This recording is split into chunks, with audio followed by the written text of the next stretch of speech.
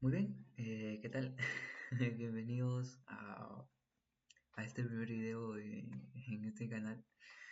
Estoy un poquito emocionado porque, bueno, he decidido que justamente en este canal hablar de temas relacionados a ingeniería civil, ya sea algo de estructuras, algo de hidráulica, algo de cimentaciones, un poquito de todo, un poquito de gestión, un poquito de planificación, un poquito de costo, de presupuesto, lo que abarca en sí la carrera. Porque me gusta, ¿no? Me encanta mi carrera, eh, cada vez aprendo mucho más.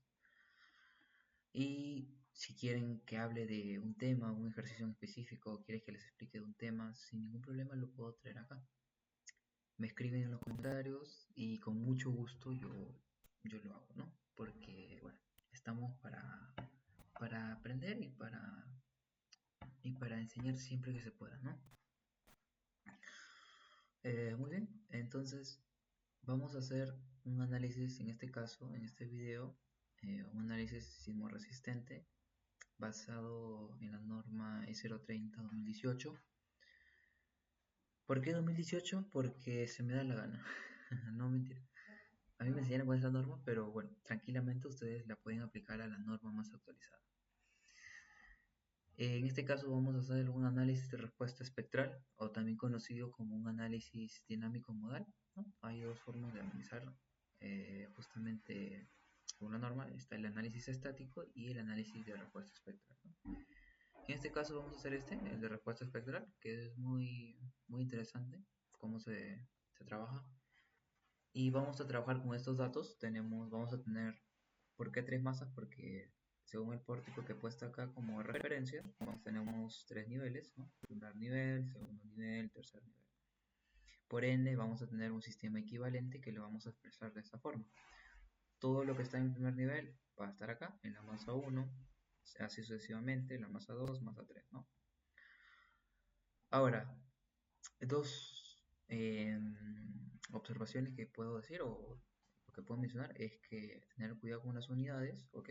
Porque como es masa, debes dividir al peso entre la gravedad, ojo con eso, y por eso sale esta unidad. Y de igual forma con la rigidez, ¿no? Ojo, si vas a trabajar acá en toneladas con metro, entonces procura que acá también estén con toneladas segundo cuadrado sobre metro. Ahora, estos son datos que he propuesto, tú lo puedes, ahí, o esto no te lo van a dar, pues no, esto lo debemos calcular, debemos definir las masas y debemos calcular la rigidez. Ahora, si puede más adelante, si gustan, o si no, o igual lo pienso traer, analizar o calcular justamente la rigidez de cada entrepiso, sin ningún problema, pero para que, o si tienen un poco de inquietud o qué es la rigidez, bueno, la rigidez, así en simples palabras, es la fuerza que nosotros debemos aplicarle a cierto elemento de estructura para que pueda desplazarse. Por eso acá hay una unidad de fuerza sobre una unidad de desplazamiento, ¿no? Por ejemplo, si yo tengo una tonelada, supongamos que tengo una tonelada por metro de rigidez, quiere decir que yo para que poder desplazar esa estructura un metro, entonces debo aplicarle una fuerza de una tonelada, ¿no? Eso es lo que nos dice la rigidez. Ahora, hay algunos elementos, algunas estructuras, algunos sistemas tienen mayor rigidez, otros menos. Eso depende ya de muchas cosas que vamos a ver más adelante. En sí, esta parte del análisis sismoresistente es una rama muy bonita, muy interesante y muy amplia también, ¿no? En los cuales se hacen muchos análisis, de verdad. Pero bueno, entonces, para entender cómo se da este análisis de respuesta espectral, vamos a trabajar con estos datos. Aquí tenemos el pórtico y el sistema equivalente. Vamos a dividir este ejercicio en tres partes. La primera parte vamos a obtener las frecuencias angulares por cada nivel, así como los periodos y la frecuencia cíclica. En la segunda parte vamos a obtener lo que es los factores de participación modal, los modos. ¿Cómo son los modos? Bueno, ahorita no lo voy a explicar, si no se va a hacer muy largo el video. No quiero que sea esta parte muy extensa. Los modos, y por último, ya en la tercera parte vamos a ver cómo se distribuyen las fuerzas por cada nivel y asimismo eh, la cortante basal, los momentos y los desplazamientos tanto relativos como absolutos, ¿no? Y además, finalizaremos evaluando las derivas según la norma E030, la versión ya mencionada. Muy bien, entonces continuamos. Entonces la solución, empezamos con la solución. Vamos a hacer por pasos para que este ejercicio no se haga muy extenso, o no nos mareemos o no nos perdamos, para que justamente entendamos y disfrutemos el proceso. Bueno, el paso 1 va a ser definir la matriz de masa y rigidez. Esto va ligado de la mano de los grados de libertad. En este caso, como les he mostrado anteriormente, tenemos tres niveles, se van a producir tres modos y por ende vamos a tener tres grados de libertad. Los grados de libertad van ligados con los desplazamientos o las formas en las cuales se van a desplazar este sistema equivalente, ¿no? Por ejemplo, si yo tuviera acá dos niveles, entonces solamente tendría dos desplazamientos, ¿no? Dos modos, entonces sería 2 grados de libertad. Pero aquí tenemos tres niveles, entonces vamos a tener 3 grados de libertad. Muy bien, entonces para armar la matriz de masa, aquí he puesto la teoría, pero es básicamente así. En la diagonal principal de la matriz de masa van a ir la masa 1, masa 2, masa 3, así sucesivamente hasta la masa n. Y lo demás va a ser completado con Serapio, o sea, con 0. Entonces, armando la matriz de masa, tendríamos la masa 1, masa 2, masa 3, ¿no? Y lo demás con 0. Ojo con las unidades, aquí lo he puesto, lo vuelvo a recalcar. Aquí la matriz de rigidez es algo parecido. Aquí en la matriz diagonal vamos a sumar la rigidez 1, rigidez 2. En la siguiente, en la exposición de la diagonal principal, K2 más K3, K3 más K4 y así sucesivamente hasta Kn, ¿no? Y es simétrica porque aquí va menos K2, menos K2, menos K3, menos K3. Entonces aquí menos Kn, ¿no? Y lo demás se completa con Serapio. Entonces aquí tendríamos K1 más K2, K2 más K3, K3, menos K3, menos K3, menos K2, menos K2, 0, 0. Y bueno, reemplazando ya los datos que hemos propuesto, entonces se tiene esta matriz de rigidez. Ojo con las unidades, como vuelvo a recalcar.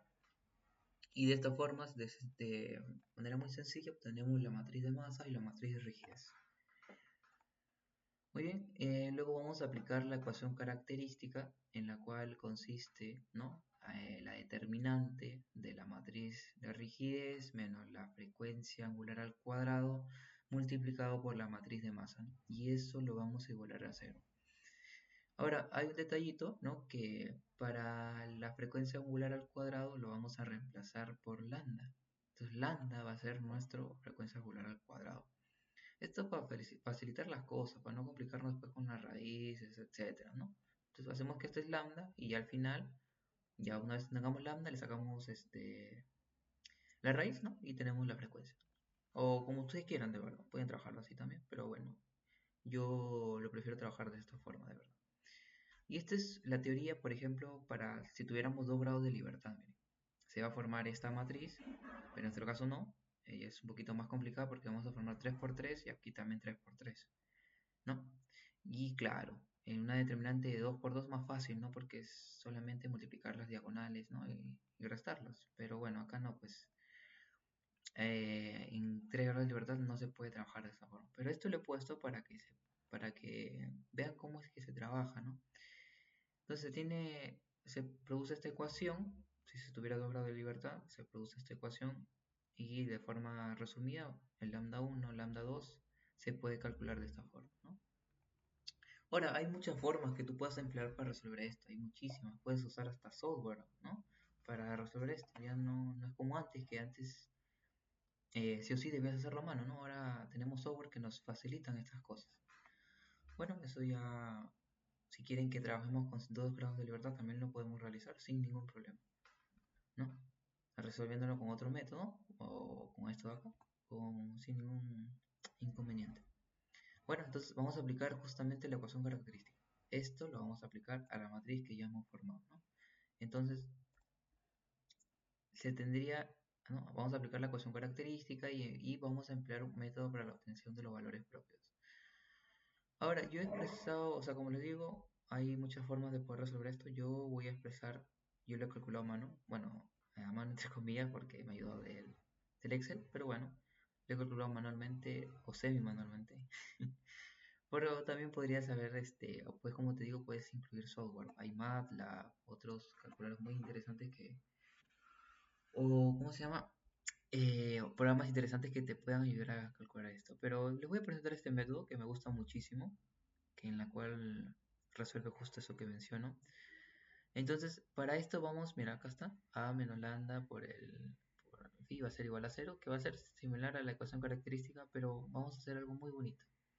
Vamos a formar una matriz de 3 por 3, A, B, C, así hasta el I, acá lo he puesto, pero en la cual aquí en la fila de la matriz, en la primera fila de la matriz de rigidez, lo vamos a dividir entre la masa 1.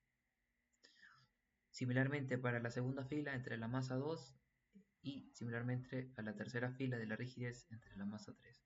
Y se va a formar esta matriz A, ¿no? Denominada A. Y muy bien, y una vez que nosotros tenemos esa matriz, ya acá lo he puesto por acá, mira, ahí está, perfecto. Entonces vamos a formar una ecuación cúbica, justamente, ¿no? Y justamente ahí se comprueba que tenemos 3 grados de libertad porque vamos a obtener 3 lambda, ¿no? Entonces esta ecuación va a tener la siguiente forma: menos lambda cubo más la constante 1 por lambda cuadrado menos la constante 2 por lambda más la constante 3, y eso va a ser igual a 0. Y la constante 1 va a ser la suma de estas diagonales a más e más i, ¿verdad? Entonces solo sumaríamos esto y tenemos constante 1. La constante 2 va a ser de 1 más de 2 más de 3. Claro que es un poquito más tedioso, o ni tanto, porque d1 vendría a ser toda esta parte, el d2, la determinante de esta matriz, de 2 por 2 que se va a formar. El d2 va a ser justamente el determinante de esta matriz de 2 por 2. Y el d3 la determinante de los extremos, o sea, de A, G, C, I. Y ahí tenemos d1, d2, d3, lo sumamos y tenemos la constante 2 que la vamos a reemplazar acá. Ahora para la constante 3 vamos a agarrar toda la matriz, ¿ok? Y le aplicamos determinante a esta matriz. Y ahí tenemos la constante 3. Esto lo haces de manera muy sencilla en el Excel. Con el comando, la fórmula mdeterm, seleccionas tu matriz y te lo calcula instantáneamente. ¿Ok? Y bueno, una vez que ya tenemos eso, entonces ya tenemos la expresión final, ¿no? Nos va a quedar menos lambda cubo más la constante 1, que es 1810.28, todos esos decimales, lambda cuadrado, menos la constante 3, menos la constante 2 más la constante 3, igual a 0.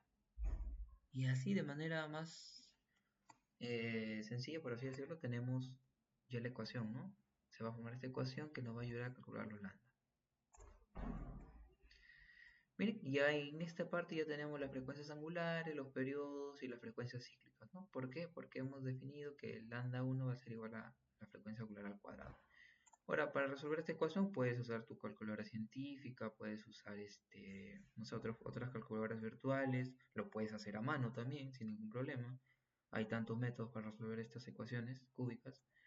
Entonces, y de esa forma, el método que tú quieras, empleas por cualquier método para que tú obtengas los resultados de esta ecuación, los puedes realizar siempre y cuando sea válido, o mejor dicho, salga similar a esto.